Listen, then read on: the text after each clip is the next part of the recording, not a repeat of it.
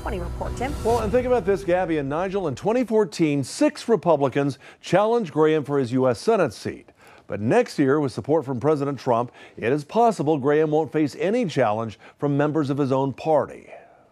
Senator Lindsey Graham establishing himself as a hardline conservative and supporter of the president during the Brett Kavanaugh hearings last year. I would never do to them what you've done to this guy. This is the most unethical sham since I've been in politics.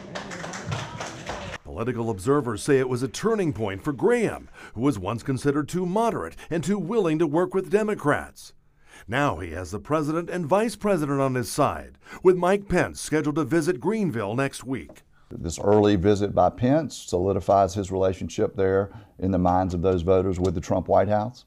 And it allows him to be in a position to go ahead and lock up a nomination and not have to worry too much about a primary. I think the president's comments about Senator McCain hurt him more than they hurt the legacy of Senator McCain. Graham, however, still occasionally pushing back against the president, though in the case of John McCain, not as forcefully as some had expected. I think his response was measured. Perhaps it could have been more forceful. You know, again, I think he is. I think he's learning to deal with Trump in the way that is most effective for South Carolina.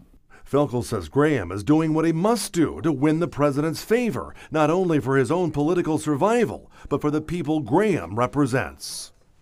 Felkel said today the last thing Graham wants is for President Trump to take a position against him, as the president did in Mark Sanford's re-election bid. Nigel and Gabby?